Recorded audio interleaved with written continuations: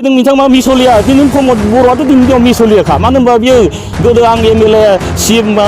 MCLA जानो थाखाय आङो बड'लेण्ड समाव सारायगोन माथो जाखो बे बोसोरसेनि गेजेरावनो जाबाय माथो बेलाय थगायसुला नङा माथो बे थगायसुला प्रमद बर'आ मानो होनबा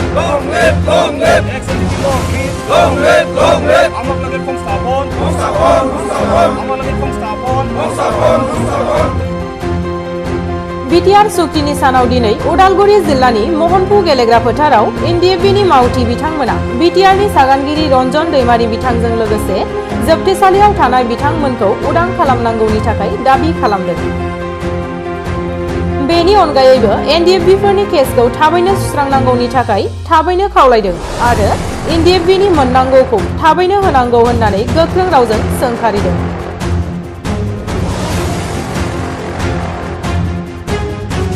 नोंथांमोननिफ्रायनो जे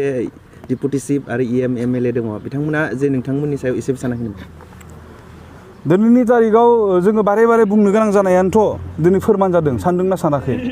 सानदोंब्लाबो दिनै जोंनाव सब प्रपार माने इनफरमेसन गैया। दिनै आं हिसाबै नङा बानस हिसाबै नङा बा हारिमु हिसाबै नङा बा राहा हिसाबै नङा जों मोनसे प्लेटफर्म जोंहा दङ उदालगुरि डिस्ट्रिक्टआव जोङो इउनाइटेड फराम होननाय मोनसे प्लेटफर्म दङ। दिनैनि तारिखावबो प्रमद बर'आ एक्स एनडिएफबिजों सावरायगोन होननानै आं मोनसे इउटिउबाव नुदोंमोन सेरफांगुरि गोदोनि डिजिगनेटेड केम्पआव जोंनि सेमसआव इनफरमेसन गैया। अब्ला जों बुंगोन ओरैनो मिसायावसो बुंबाय थादों मावाखै होननानै जों बुंनांगोन खारन जों जेबो मोनथिया प्रपारथ' इनफरमेसन थानांगोन। नट अनलि प्रमद बर'आल' सुक्ति खालामाखैमोन नोंथांमोननि गोबां दैदेनगिरि एनडिएफबि दैदेनगिरि बिथांमोनाबो सुक्तियाव सागान होदों। दिनै नोंथांमोननि जि एनडिएफबिनि दैदेनगिरि बिथांमोना खुंथायाव दङ माखासे सुक्ति खालामग्रा बिथांमोना दा नोंथांमोननि थाखाय बिथांमोनाबो खामानि मावाखै नामा? मावनायखौथ' नुनो मोनाखै थोंजोङै जुदि बुङोब्ला आरो जोंखौ जबरदस्ति दिल्लीयाव लाना थांदों आं बारे बारे बुंबाय थादों जोंखौ दिनै जबरदस्ति एनडिएफबिखौ साइन खालामनो बाध्य खालामदों। धीरेन बर' सारा साइन होआ बेबायदि एमअ सं होआ होननानै गुवाहाटीहालागै मोनफैनाय मानसि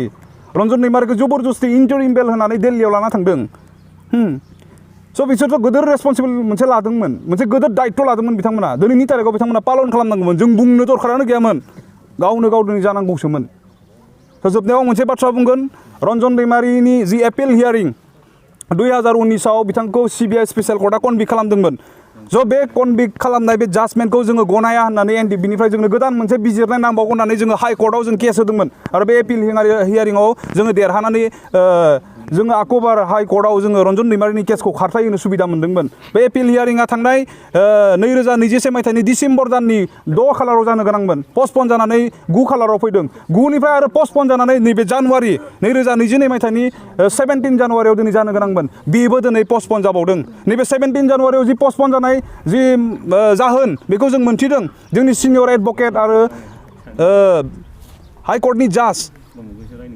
दिनै बिथांजों आरो जोंनि सिनियर एडभकेटजों बिहाव बिजामादै जानायनि थाखाय रन्जन दैमारिनि एपिल हियारिं माने केसआ दिनै सिखाराखै दिनै खारथायाखै बेखौ आं समस्त बर' रायजो राजानो दिनै फोरमायनो हास्थायदों। आरो दिनै जोंहा गोबां समयसा फैदों केसखौ लानानै खारन केस होननानै बुङोबा रांनि गोबां बाथ्राफोर फैयो। दिनै रन्जन दैमारिया गावनि होननानै जेबो गैया बिथाङा दिनै बर' जाथिनि थाखाय सुप्रिम सेक्रिफाइस खालामनाय खाफाल मोजांखाय बिथाङा दिनै थांनानै थाबाय। बेबायदि व्यक्तिखौ दिनै बर' रायजो राजाफोरा नायनायनि दिनै सम फैदों। रन्जन दैमारिया दिनै बर' जाथिखौ दैदेनबोदों नेतृत्व होबोदों जोंनि जाथिनि अलखद समाव बिथाङा गसंबोदों। बयबो दिनै बुंदों एक्स एनडिएफबिया जोबखांनायनि उनाव दिनै जों दुरबल मोननोसै होननानै दिनै बर' जाथिखौ आं बुंनो हास्थायदों नोंथांमोना दिनै दायित्व लाफामनायनि सम रन्जन दैमारिया जाथिनो जिबायदि जि माने अबदान होबोबाय बिनि बिनिमयाव दिनै नोंथांमोना गोसो फोराननानै सिगाङाव ओंखारबोनायनि सम बेखौ दिनै आं नोंथांमोननि गेजेरजों बर' रायजो राजा साफ्रोमखौ दिनै आं खावलायदों गोजोन्थों। जायनि थाखाय दिनै जोङो आक'बार एनडिएफबि बारग' एनडिएफबिफोरा दिनैनि गेजेराव दिनैनि सानाव नोंथांमोनखौ दिनै लिंहरनानै जोंनि गोसोनि बाथ्रा माखासे जों बुंनो गोनां जादों। स' दिनैनि तारिखाव थांनाय 2020 मायथाइयाव एनडिएफबिजों लोगोसे मोनसे गोजोन सुक्ति होननानै सुक्ति जालांदोंमोन बा गोरोबथा जालांदोंमोन। बे गोरोबथाखौ लानानै इन्डियानि प्राइम मिनिस्टाराबो क'क्राझाराव फैनानै सान्ति मोनसे गोजोन गोरोबथा होननानै बिथाङा डिक्लेयार होना गालांदोंमोन। बिनि उनावबो दिनै एनडिएफबिफ्रा रंजानो हायाखै कारना मानो बेखौ लानानै दिनै जोङो नोंथांमोननि सेराव नोंथांमोनखौ जों लिंहरदों आरो रायजोनि गेजेराव जोङो आरो सोरखारनो जोङो माखासे बाथ्राफोरखौ जों बुंनो हास्थायदों। स्पेसियेलि रन्जन दैमारिया सिगनेटरि बिटिआर सुक्तिनि बिथाङा दिनैसिमबो साइन खालामखांनायनि उनाव जोबथेसालियाव थानो गोनां जादों। बेखौ दिनै जोङो गभर्नमेन्टखौ गोसोखांहोनो नागिरदों। गभर्नमेन्टआ जि दायित्व लानानै रन्जन दैमारिखौ दिल्लीसिम लानानै थांदोंमोन जाय बेक्तिया 2019आव सिबिआइ कर्टआ बिथांखौ कनभिक्ट खालामदोंमोन बे बेक्तिखौ दिनै जोङो बरननो नागिरबाबो एनडिबिनि साइडनिफ्राय जेसेबां नाजादोंमोन जों हायाखैमोन नाथाय बिथांखौ जेब्ला गभर्नमेन्टआ नांगौ जाबाय अब्ला दिल्लीयाव बिथांखौ जबरदस्ति लानानै थांदों बिनिफ्राय गोरोबथायाव सागान होदों बिनि उनाव दिनै बिथांमोना जि दायित्व लानानै बिथांखौ दिल्लीयाव लांदोंमोन दिनै बर' जाथिनि अर्थात जोंनि हायाव दिनै रन्जन दैमारिखौ गोनां जानानै दङ एज ए बिटिआरनि सिगनेटरि हिसाबै बेवहाय जों सोरखारखौ गोसोखांहोफिननो नागिरदों आरो लोगो सिगनेटरि प्रमद बर' नोंथांजों एखे टेबोलाव जिरायना थानाय सासे सिगनेटरिया दिनैसिमबो जोबथेसालियाव दङ नोंथांखौ गोसोखांहोनो नागिरदों बावदों नामा नोंथाङा नै बोसोरनि सिगां दिल्लीयाव दिनैनि सानाव एखेलगे जिरायनानै मोनसे टेबोलाव साइन खालामनाय सिगनेटरिया दिनैबो जोबथेसालियाव दङ नोंथाङा मा गोसोजों दिनै गभर्नमेन्ट खुंबाय थादों जों नोंथांखौ गोसोखांनो नागिरदों नोंथाङा जुदि गोसोखाङाखैब्ला नोंथाङा जुदि थर मोनाखैबा बर' गामि गामि हाबनानै नाय साफ्रोम बर'फोरखौ सों रन्जन दैमारिखौ दिनै गोनां जादों ना जायाखै बयनिबो खुगायाव दिनै ओंखारगोन जोंखौ दिनै गोबां सुबुंफोरा लोगो हमनानै बुंदों हाय अयनाय जादों मानो दिनै जोंनि दैदेनगिरिखौ इसिबां अयनाय खालामदों प्रमद बर' नोंथांखौबो गोबां बर' सुबुंफोरा बुंदों नोंथाङा मा मोखाङै सोरखार सालायबाय थादों गावजों लोगोसे साइन खालामनाय सासे दैदेनगिरिया गावजों लोगोसे साइन खालामफानाय संगठननि सोद्रोमाफोरा दिनैसिमबो जोबथेसालियाव दङ जाय गोरोबथाखौ दिनै गोजोन गोरोबथा होननानै बुंदोंमोन जोबथेसालियाव थानाया मालाबाबो गोजोननि आखुथाय जानो हाया जों बारे बारे बुंबोदों बेवहाय नोंथांखौ गोसोखांहोदों प्रमद बर' नोंथाङा दिनै दायित्व लानानै सोरखाराव थानाय हिसाबै जिखिनि खालामनांगौ खालामनानै होनांगौ आरो थाबैनो रन्जन दैमारिजों लोगोसे जेसेबांखिनि एनडिबिफोर जोबथेसालियाव दङ बिथांमोनखौ उदां खालामनांगौ माखासे समाव बिथांमोना बुंबाय थादों बिटिआर सुक्तिजों गोबां जौगानाय फैबाय आरो गोबां सान्थि सुक्ति फैबाय होननानै बे बेलायाव नोंथाङा मा बुंदों दिनै जौगानाय फैदोंना फैयाखै दिनै रायजो राजाफ्रा दिनै नुगासिनो दङ बुंग्राया दिनै बुंबाय थाबाथ' जायाना जि बुंदों बियो दिनै मोगथाङाव महर मोननांगौ जों दिनै नुदों बर'फ्रा दिनै बिथाङानो दिनै संग्रामनिफ्राय फैनाय प्रमद बर'आ दिनै सोरखाराव थानायखाय बिथांखौ जों बुंनो गोनां जागोन बिथाङा दिनै सोमावसारनाय मोनसे आयदानिफ्राय फैनाय सासे दैदेनगिरि बिथाङा मा बुंदोंमोन बुहुमाव दिनै बर' हारिखौ गेरेमसा महरै बिथाङा दानो नागिरदोंमोन बुंदोंमोन गेदेर स्टेजाव बिथाङा लेक्चार होदोंमोन दिनै जों मा लेभेलाव थांदों बिथांनि जि सोरखार सालायनाय जोंथ' नुबोगासिनो दङ नोंथाङा जि बुंदों गोजोन आरो जौगानाय फैदों होननानै दिनै आं बुंनो हास्थायदों बर'फोरखौ दिनै मा लेभेलजों लांनो नागिरदों दाउ अमा फिसिनायनिसो बिथाङा जुर होदों बर'फोरा मालाबानो जारिमिना मोनहास'यै समनिफ्रायनो दाउ अमाखौ दिनै फिसिनानै थांनानै थाबोदों दिनै बुहुमनि गोबां हारिफोरा अखाफोराव थांबाय गोबां गिदिर मुवा बेसादफोर बानायबाय बर' हारिखौ दिनै बे लेभेलावसो लांनांगौमोन दिनै दाउ अमायाव दिनै मानो लाबोफिनदों अब्ला जोङो सानबानो जों मोनो जों बुजि मोनो जोंनियाव गोजोन फैदों जौगानाय फैदों बे नंगौना नङा दिनै बुंबानो जे गासैखौबो गनायजोबनांगौ बे नङा आं सासे दैदेनगिरि आं बिटिसिनि चिफ आं जि बुङो बेनो गासैबो जायो बे नङा सैथोथिया जेब्लाबो थानांगौ बिथाङाथ' बारे बारे बुंदों रन्जन दैमारिया 10 दिननि गेजेराव गगोन होननानैबो बिथाङा मिडियानि गेजेराव बुंनायमोन दिनै मा जाखो खैबार 10 दिन बारलांखो आरो बावैसो सिगां आम्बा गामियाव रन्जन दैमारिया थायोमोन आम्बागाव एबसु आनसलिक कमिटिनि अफिसाव बिथाङा फैनानै बुंफैदों रन्जन दैमारिया बर'नि सासे गिदिर लिडार बेबायदि दैदेनगिरिखौ जोंनो नांगौ खोनानैनो जों मोजां मोनदों मस्ट वेलकाम नोंथाङा जुदि बिदि सानदोंब्ला खिन्थु खामानियाव दिनै नुवाखै ना दिनै नोंथांनि बाथ्राफोरा नैबेनिफ्राय ओंखारो गोसोनिफ्राय ओंखाराखै नामा सालायनिफ्रायल' ओंखारदों नामा बेखौ दिनै जों खिन्थु एक्सन बिया सन्देह जादों बेवहाय नोंथांखौ गुरैयै खावलायदों दिनै सुक्तियाव जिबायदि लिरनाय दङ नोंथाङा दिनै गभर्नमेन्टनि पार्ट जाबाय बिटिसिखौ नों सालायबाय थादों नोंथांखौ जों रिकुवेस्ट खालामनो गोनां बाध्य जादों दिनै एनडिबिनि जि समयसा केस रिहेबिलिटेसन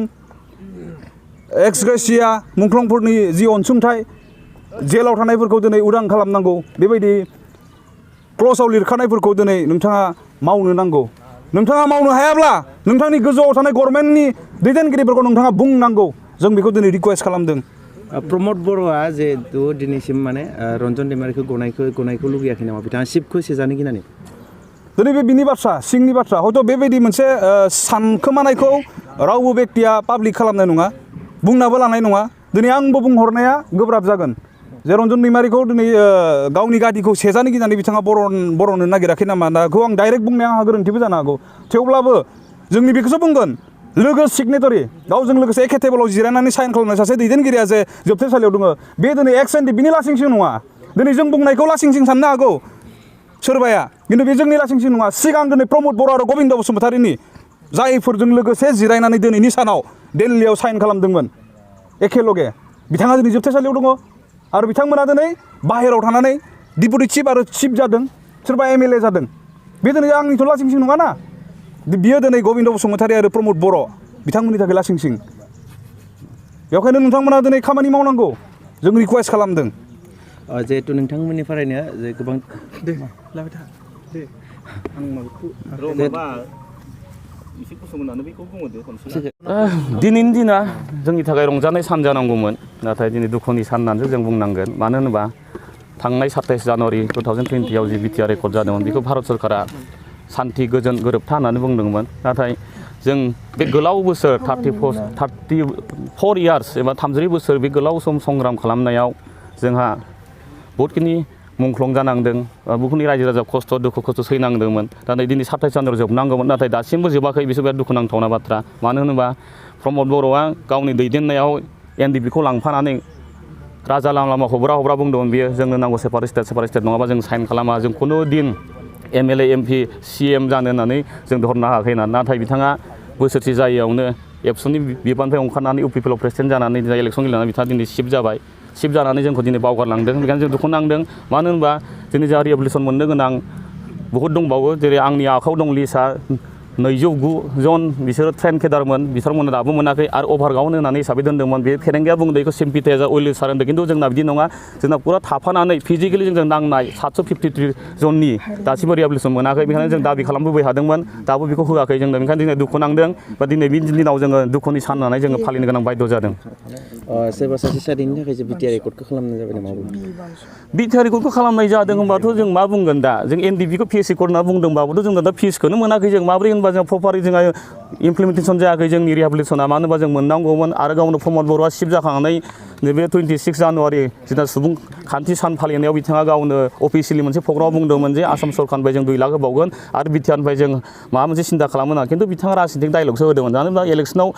देरहाखांनायनि उनाव बेफोर बावलांजोब्बाय बियो ओंखायनो जों सानदों आरो दिनैनि दिनावहाय बिथाङा जोंखौ प्रपार इमप्लिमेन्टेसन खालामनानै बा रिहेबिलिटेसनखौ होगोन ना होआ जों सन्देह दङ बिथांनि सायाव ओंखायनो जों दिनै बिथांखौबो जोङो एसे थगायसुलानासो बुंनो गोनां जादों आरो मानो होनबा जों बिटिआर रेकर्डनिफ्राय 3-4सोआल'सो एसे रंजानाय मोनदों आरो बिथांमोना बुंबा जोङो मा बुंगोन गबिन्द बसुमतारी ओजों फेरेंगा ओजों प्रमद आरो सानैसो एमएलए जादों बिथांमोननि थाखाय माने गोजोन सान आरो दिनैनि दिना खिन्थु जोंनि थाखाय गोजोन नङा आरो गोबाव सम जे एनडिपिआ नांबोनाय बे नांबोनाया दिनैनि दिनाव बे फिथाइखौ मोनाखै नामा फिथाइखौ मोनाखै होनना बुंबाबो गोरोन्थि जानाय नङा मानो होनबा जों 4 लाख जि सेन्ट्रेल गभर्नमेन्टआ होदोंमोन बे फिक्स डिप'जिटसो दासिमबो जोङो मानो मोनाखै मिसड जायाखै बियो आरो 1 बोसोर नांबावगोन सोरबा सोरबाथ' नै दाख्लै डिसेम्बर 1आवसो मोनदों बिसोरथ' आरो 2 बोसोर थाबावनांगोन दा बेनिखायनो जों जि क्ल'जआव जि लिरनाय दंमोन जेरै जोङो पारामिलिटारि खोथा बुंदों पारामिलिटारियाव हाबनो हानाय जोंहा सासेबो एनडिपिआ बैसो गैया मानो होनबा एसे गोलाव बोसोर नांनायाव सोरनि बैसोआ थाबावगोन दिनै 21-22 जाखाया रावनाबो दिनै सोरबा 40 सोरबा 45 सोरबा 50 जाबाय बेनिखायनो जों बुंदोंमोन जे बिटिसि एकर्ड समावनो जोंना 6 सिडिउल जितु पावार लानाय समाव टार्गेट फरग्रेडनि साख्रि सोनो हानाय जेला गोहो दंखायो जेला नङाथ' बिटिआर गभर्नमेन्टआ सोनांगौ बेखौ थाबैनो होनो हानांगौ बिटिआरनि बे शिफ्ट जाबाय गावनो संग्रामनि गेजेरजों फैनानै दिनै शिफ्ट जाबाय शिफ्ट जानो बुजिनांगौमोन बे जोंनि दुरदशाखौ बिथांमोना जोंखौ जे संग्राम समाव जेरै लैहोर जोंखौ लिंलांदोंमोन एक्स एनडिपिखौ थाखा फैसाजों हेल्प होदोंमोन बिथांमोनखौ दिल्लीसिम दैथायहरदोंमोन दा बे दैथायहरनानै जे बिटिआरनि सिगनेटरि जानानै बिथाङा दिनै इलेक्सन गेलेनानै शिफ्ट जानानै जोंखौ बावगारबा जानाय नङा आरो बेखायनो जों बुंदों टार्गेट फरग्रेडआव जों थाबैनो जोंखौ साख्रियाव सोसननांगौ मानो होनबा जोङो पारामिलिटारियाव थांनो हानायनि रावाबो माने बैसोआनो गैखाया बेखौ मिसा बुंना मा जानो ओमफ्राय आरो दाबि हिसाबै माबायदि दाबि थागोन दिनैनि दिनाव दाबिया बेखौनो बुंदों दे जोङो जेनेबा एक्स एनडिपि हिसाबै जोंहा जेलावबो जोंहा गोबां लिडारफोर दं मानो होनोबा जों फाउन्डार जिथुनाखि जोंहा प्रेसिडेन्ट बिथांनि नाजानायावनो जोंहा आफादा जोनोम जादोंमोन बिथांनि दैदेननायाव जों एनडिपिआव हाबदोंमोन बिनि उनावसो जोंहा आदगथ' खारनावहाय लिडारफ्रा गावस्रालायदोंमोन खिन्थु गावस्रालायबाबो जोंनि थैया एनडिपिआनो दिनै जों एक्स एनडिपि जानानै बिथाङा सिगनेटरि जालायनानै जेलाव थानांगौआ बिराद दुखुनांथाव बाथ्रा आरो बेजों लोगोसे जोंनि माखासे फंबायफोरबो दंबावो आरो जोंनि सेनियरफोरबो दंबावो बिथांमोनखौ थाबैनो जेलनिफ्राय हगारनायनि बेबस्थाखौ प्रमद बर'आ लानांगौमोन नाथाय बिथाङा हगारगोन होननानै खालि पेपार मिडियाआवल' बिथाङा बुंबाय थायो मिसा खोथा बुंबाय थायो नै दाख्लै आरो एबसुनिफ्राय दिपेन बर'आ बुंदोंमोन जे 264 केस उइद्र जाबाय सोरनिया उइद्र जाखो बिथाङा डाइरेक्ट मेनसन खालामना बुंबा मोजां जायो मानो होनबा जोंना दाबो वारेन्ट फैबाय थायो जोंनि सेंग्राफोरना माने माखौ लानानै बिसोर केस उइद्र जादों होनबाय थादों आसरित मोनदों जोङो दिनै बिसोर रिहाबिलिटेसन मोनबाय रिहाबिलिटेसन माखौ होनो आं बुजियाखै मानो बे 4 लाख फिक्स डिप'जिटखौनो रिहाबिलिटेसन होनदोंना ना आरो माबा होबावनो दङ बेखौ थाबैनो बुंनांगौ मानो होनबा बे 2 लाखखौ होगोन होननानै गावनो खुगानिफ्राय बुंदों डिपुटि सियाबो सानसे सिगां बोसोरसेनि सिगां बेबो बुंदोंमोन जे आसाम सरकारा 2 लाख होगोन मानो होनो हायाखै बेखौ थाबैनो होनांगौ आरो जुदि थालांनाय सेंग्राफोर 209 जन दं जोंहा ट्रेन केडार आरो 753 जन अभारगाउन्डनि केडारफोर बिथांमोनखौ थाबैनो होनांगौ होननानै जों बारे बुंबाय थादों दासिमबो मानो होनाय बेबस्था लायाखै होमबा बिथांमोना थगायबाय थादों नामा नोंथां? थगायदों बिथांमोना मिसलिया दिनै प्रमद बर'आथ' दिनैनि दिनाव मिसलियाखा मानो होनबा बियो गोदो आं एमएलए सिएम एमसिएलए जानो थाखाय आङो बड'लेण्ड सोमावसारगोन होननाया माथो जाखो बे बोसोरसेनि गेजेरावनो जाबाय माथो बेलाय थगायसुला नङा माथो बे थगायसुला प्रमद बर'आ मानो होनबा दिनै बिसोरो बिटिआरखौ सलायदों थिगानो मोजां जागौमोन सानदोंमोन जोङो नाथाय सब पार्सेन्टनिल' कम्पिटिसन बा 7%नो 10%नो माबा 25%नो पार्सेन्ट लाबासो खामानि मोनो जादों सोर साबेसे पार्सेन्ट लानानै खामानि मावनो हानो बेयाव दिनै एक्स एनडिबिफोराबो रिहाबिलिटेसन जानो थाखाय माबा मोनसे खामानि मावनो सानदोंबाबो पार्सेन्ट होनायनि थाखायनो खामानि मोना जोङो होमबा बे जासे कंग्रामनि गेजेरजों थांना सासे लिडार जानाया बोरै पार्सेन्ट लानो हागौ बियो आरो पार्सेन्ट लाग्रा मानसिखौ आं दाइरेक्ट मेनसन खालामनो हायो खिन्थु आं बुंबा दाय जागोन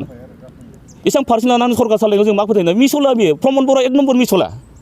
दिनैनि दिनाव बे मिसले आरो जों गोजोन जानो हायाखै मानि थाखाय होनबा दिनै बिसोर रंजादों अबा बेदर जादों सारायाव माने अमा बेदर माने एवनायखौ नुलायलायदों फेसबुकफोरावहाय नाथाय जों दिनै बिदि एक्स एनडिबिफोरा बिदि सारायाव बेदर एवनानै जों रंजायाखै मानो होनबा जों दुखुनि सानसे फालिदों दिनै मानो होनबा जों प्रपार इउटिलाइज जों जानांगौमोन जोंहा मोजाङै जोंहा बिसि फिसा न' बाङाव थानानै बिमा बिफाजों जों रायजो जानो हानाय जोंनि केपासिटि जानांगौमोन गैया दिनै थार्ड ग्रेड फर्थ ग्रेडखौल' होनो हाथारोना बे साख्रिखौ सिभिल जबखौ पारामिलिटारियाव बहा होनो हानो जों बैसोआनो गैला 42 43 जालायलांबाय बैसो गैयालासिनो साख्रि मोनो जोंलाय बैसो थाबा साख्रि मोनगोन 27 ओरैनो बान्दाखा माने रुल्स मथे गभर्नमेन्टनि पारामिलिटारियाव थांनांगौबा जोंहाथ' 27 बारजोब्बाय सेंग्राफोरा बेखायनो जोङो हांख्रायदों आरो खावलायनोबो सानदों थाबैनो माने प्रमद बर' बिथाङा जोंनि बे समस्याखौ समाधान खालामना होनांगौ बिटिआर सुक्ति जानाया 2 बोसोर जालांबाय थांनाय 2020 मायथाइनि 27 जानुवारियाव जे बिटिआर सुक्ति जाबाय बिनि उनाव जों एनडिएफबिफ्रा आखायाव जिखिनि हाथियार दङमोन बे गासैखौबो आसाम सरकार आरो भारत सरकारनो जों गथायबाय जोंहा केम्प दङमोन जोंहा सिस्टेम दङमोन आफाद दङमोन गासैखौबो जोङो डिसबेन्ड खालामजोब्बाय नाथाय दिनैनि तारिखाव जों नुदों दिनै जों एक्स एनडिएफबि हिसाबै जों गसंनानै थानांनायानो जाहैबाय जोंहा मोनसे हमायसा दङ बे हमायसाखौ समाधान मोननो थाखाय जों दिनै आफादखौ डिसबेन्ड खालामखांनायनि उनावबो एक्स एनडिएफबि हिसाबै जों गसंनानै समाजनि गेजेराव रायजोनि गेजेराव जों खामानि मावबाय थानो गोनां जादों दिनै जोङो नुनो मोन्दों खैथामान लिडारफोरखौ एसि रुम सिङाव थानानै मिडिया लेंहर खोथा बुंबाय थायो आरो बे खोथा बुंनायानो सोरखौबा रायखुमानाय सोरखौबा डाउन होनाय सोरखौबा गाज्रि बुंनाय बेबायदि खामानिफोरखौ जों मावबाय थानाय नुदों दिनै नोंथांमोननि खौरां बिजोंनि गेजेरजों आं बेखौनो फोरमायगोन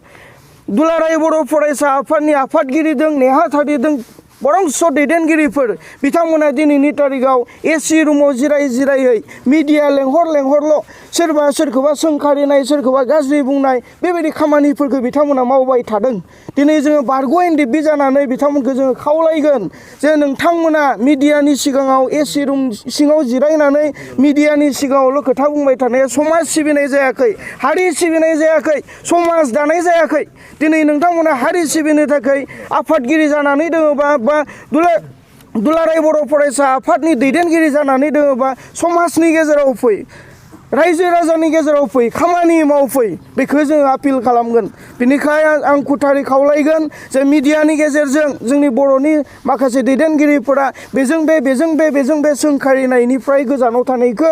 मोजां होननानै आं बारग' एनडिएफबिनि जानानै आङो खावलायगोन बेजोंनो लोगोसे दिनैनि तारिखाव जोंहा जि बिटिआर सुक्ति जालांनाय मोनसे सान बे सानाव जोङो बावगारनानै थांनाय दैदेनगिरिफोरखौ जोङो गोसोखांहोदों सिगनेटारिफोरखौ जोङो गोसोखांहोदों जेसेबांखिनि बिटिआर सुक्तिनि सिगनेटारिफोर दङ सागोनगिरिफोर दङ नोंथांमोनखौ जोङो गोसोखांहोदों एनडिएफबिनि जिखिनि हमायसा मेगनजोंनो नुबाय थादों बे हमायसाफोरखौ थाबैनो समाधान खालामनो थाखाय बे गोसोखांहोनो थाखाय जों दिनै नोंथांमोन मिडियाफोरखौ लेंहरनानै खोथा आरो बाथ्रा बुंनो गोनां जादों बेसेनोसै